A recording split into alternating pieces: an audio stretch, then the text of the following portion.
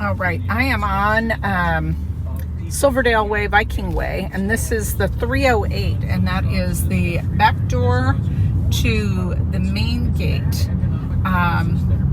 It is 12:07, and so I'll be getting to the house on Ridgepoint at 12:13. So this would be about a 8-minute commute from Ridgepoint to Bangor. All right, I am still on Silverdale Way. Literally straight ahead of me is Silverdale. So shopping, REI, Costco, Trader Joe's, Home Depot, Lowe's, the malls. Turn left, Ridgetop Boulevard Northwest. Going to make a left here on Ridgetop, and again, we are about 4 minutes to the house, so you can see how close you are to all the conveniences of Silverdale. I've just turned on to Ridgetop, and Ridgetop is a very popular place to live. There are lots of nice housing developments along Ridgetop. Some of the more popular elementary schools and middle school are off of Ridgetop. It has wide roads and wide sidewalks on both sides, so people love it for exercise, going for a walk, taking the dog for a walk, and you can walk straight into Silverdale, going right, straight ahead of us. Ridgetop takes you right into, downtown Silverdale. Okay, continuing on Ridgetop, and we're going to make a right-hand turn onto Ridgepoint, and that will lead us to the house. Turn right on Ridgepoint. Drive northwest, then turn right. So when we make this right-hand turn, we're passing some apartments on the left-hand side. And then the Ridgepoint West neighborhood is here. And the Olympics, which are covered in snow already. So some of the views can be quite beautiful. And these neighborhoods along the right-hand side are all conforming, meaning kind of all the things the houses match. So it's a planned neighborhood. After 700 feet, turn right. All the homes basically built around the same time, likely by the same builder. Some cases, some of our neighborhoods would have more than one builder, but most of the time it would be one builder.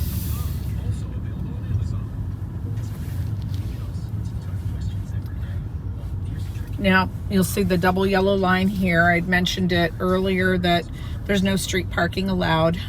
So that's probably the only thing about the neighborhood that can be a little frustrating, is that if you have dinner guests or anything like that, it is extremely limited because you can't park on either side of the street. You have reached your destination. You do have a nice sidewalk on one side, so if you like to take the dog for a walk, that sort of thing. And then here's our house on the left-hand side of the road. You have reached your destination. 12235 Ridgepoint. The driveway is short, so it is a 2-car driveway and a 2-car garage. And my car is a little bit of a low rider, so going over this hump here. Let's get out and take a look. All right. So nice curb appeal. The garage doors look to be wood to me, but I'll get up closer to them. The siding does not look like wood product, so that's good. And also the roof looks to be maybe not brand new, but I would consider it newer than the age of the home, which is good because it certainly would be at the replacement age. The seller mentioned that this is an access area for utilities, but they have used it for parking for an RV. So I mentioned that we don't have a lot of driveway parking, but if you had a couple of friends over, I don't think there'd be a problem for parking here on this little gravel. My guess is it's utility access because you have some utility things here. And I suspect that the property line runs along here. You can see the garden shed in the back. Again, the siding looks in good shape. This is wood siding, not wood product, so you're not going to have those maintenance issues you would with the wood product. The road is the top of the property, and so it slopes, the property slopes down in the back. It flattens out a bit back here. It's possible the property line goes a little further than this big retaining wall. Little garden shed here. Crawl space hatch. So that's how we would get under the house to, work on plumbing or things of that nature. The deck looks in good shape. Probably need to dig out the posts a little bit because you don't want the wood to be in too much contact with the earth, and so there's probably concrete footings underneath there. I see a decent ledger board in the back, so that looks like it's applied to the house well. See the appropriate pressure treated lumber. Again, a little play area here. It isn't fenced, but you can fence. There are no rules against fencing in the neighborhood, so if you wanted to add a fence, you could. You are getting a little bit of highway noise here, but it's nothing earth-shattering. And clouds are going to probably prevent really seeing the view, but everything past you is below you. So there is a really pretty vista of the Olympics. And again, everything on the exterior looks in good shape. I see flashing along the edge of the deck here, so that would be something I would hope they had, and they do. Appears that we have a man door out the back of the garage.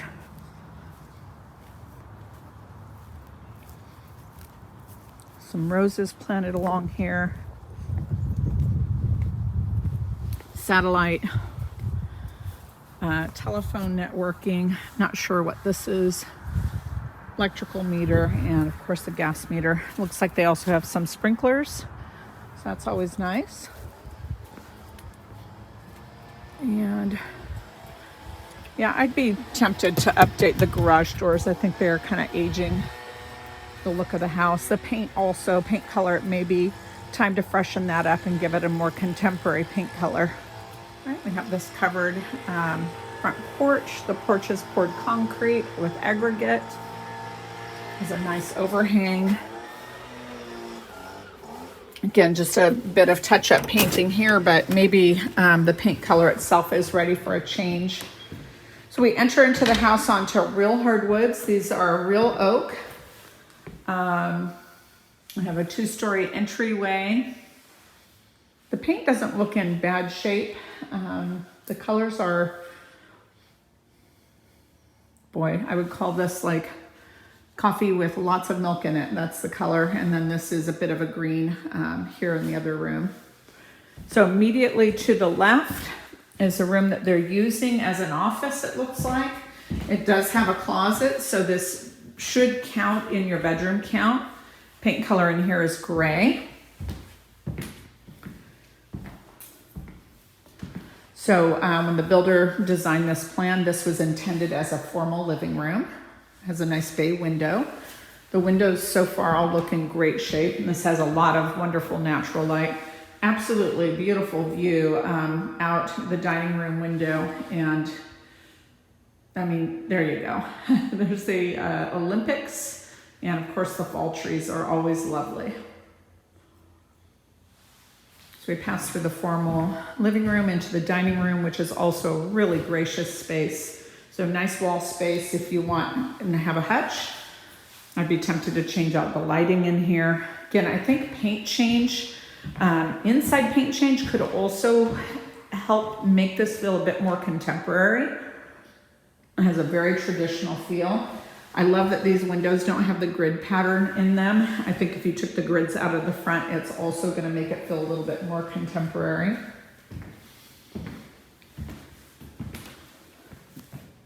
They did a nice job with the kitchen update. So wine refrigerator, microwave,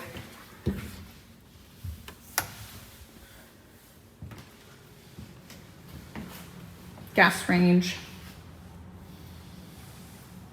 vent hood. The tile backsplash kind of feels to me like they may have put it in themselves. The grout lines are not perfect, but you know, it's not terrible. These are quartz counters. They definitely had 1 billion showings. I anticipate fully this is going to go above this list price. Part of it is lack of inventory. The other part is it's a very popular area to be in Kitsap, Central Kitsap School District, easy access to shopping, dining, bases, etc. Nice cantilever here on the edge of the countertop, so you can slide bar stools here. Of course, the builder's intent was this to be like a, breakfast nook type space. And then that leads into this open concept family room. This is a wood burning fireplace, certainly with the natural gas here, could very easily be converted to natural gas.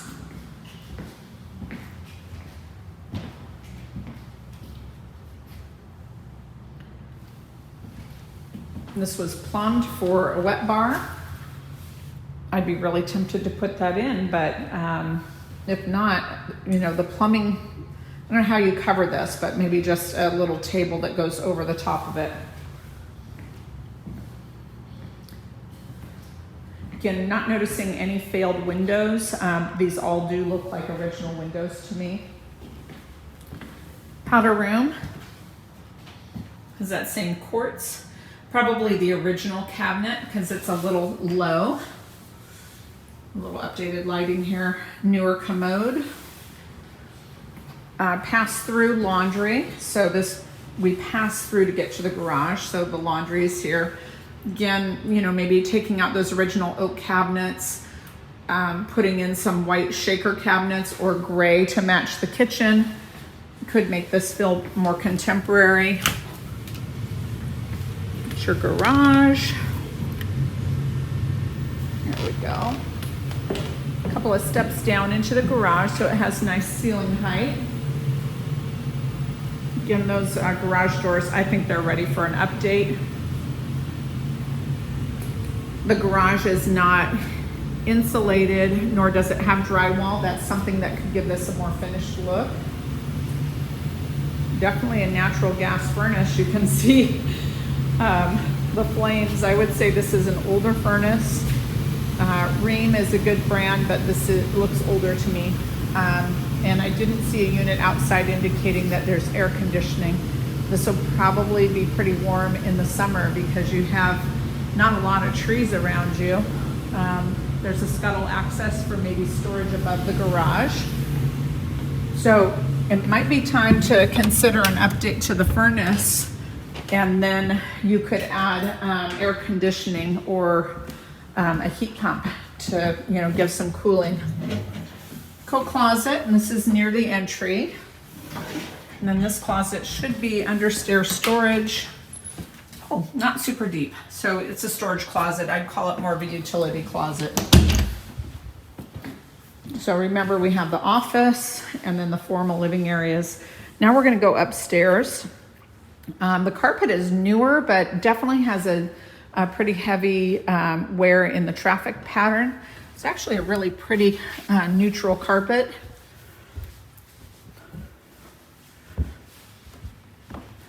Newer meaning it's not original. Okay, top of the stairs. We're going to go to the left. This should be one of our guest rooms. Not a bad size. Good headboard wall there. Again, I think probably the paint colors could use some freshening up. They're not in bad shape, but this room definitely has some wear on it. Say this room is probably 11 by, maybe 11 by 12 or 11. Yeah, 11 by 12 and a half with a wardrobe closet. And this room overlooks the front yard. And get a good look at the shingles here, and the roof looks very new.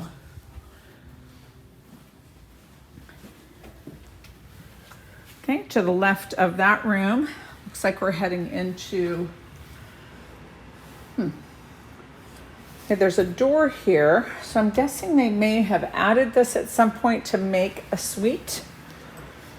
Yeah, so I think this is the master. So let's go in here. I think they added this door to make a suite.